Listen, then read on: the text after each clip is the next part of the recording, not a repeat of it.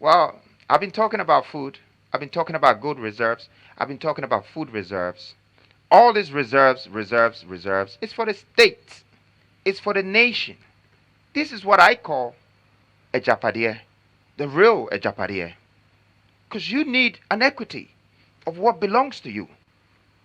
As one, we have to have a share of whatever that is on our grounds. We have to get jobs from it. We have to create wealth out of it. And we have to get the skill set out of what belongs to us. It's on our ground. We are the landlords of Ghana. It should be shared among us equally. But with all the reserves, there's one thing that I would like to add. And I know we probably never thought of it. But why do we buy money? Why do we have to go to England or go to Switzerland, to Delarue, to print our money?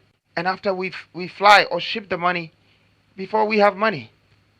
What happened to the industrial power that we're creating now? We are going to print money at home. We don't need to go to England or America to print money. We don't need to go anywhere else to go and buy food and bring it here. We don't need to pay 7 times the taxes of whatever that is already in our country and someone has just packaged it. We go and buy it for premium price and bring it back here. That stops because we are going to create it here. Now that we have more reserves, and have even cash reserves, what is next? Fellow Ghanaians, I like to say this. Pillar 5, it's from the bottom of my heart. And this, even when we are not here, this should take us through the centuries. This should not make you just remember me. This should make you know that when I'm not here, my absence will be felt. Because I have found a way to take you back to Susu, where you came from. How your ancestors, your older gods, your fathers survived in the 500 BCs.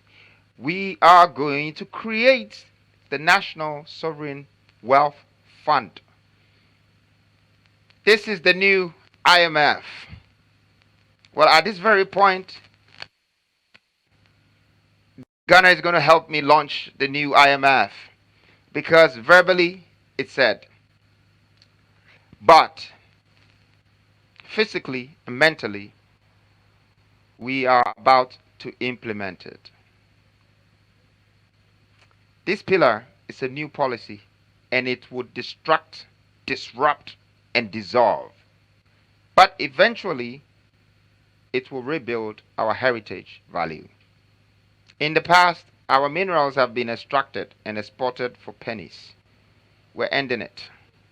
The National Sovereign Wealth Fund is the new IMF, independent and autonomous. It will collect every reserves and it will keep it and it will protect it. Will nobody have to pretend you're not accountable or responsible for our own anymore because now it's secured within the National Fund. And if anybody needs anything within the ministries or the government, let them go to the fund and they will know this fund has more wealth than IMF or the World Bank can ever give them.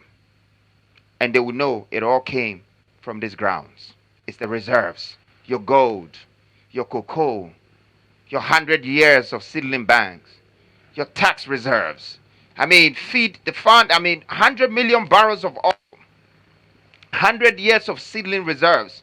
All of this is going to be in the Wealth Fund of Ghana. Now, let me tell you the interesting thing about the tax reserves. To increase our reserves, we decided that we're going to minimize the corruption in the tax sector. Because you can see in the box, maybe there is let me see if I have a tax reserve box here. Something to explain it better. But you can see that we have almost 45% of royalties, of taxes, of many things that we collect. And yet, we don't see that value. What we are saying now is that we simply are going to take 30% of all gold extracted, all minerals extracted as income tax, no royalties, nothing. 30% of everything extracted from the multinationals, and it goes directly into our reserves. And that's where we quadruple the value. We multiply the value. So our taxes, one, is not going to go missing again. But two, is going to be in the form of raw material. And three, our industrial platforms will quadruple that. We need the reserves. That determines how rich we are, how wealthy we are in a country. And for me, we have found something good for Ghana.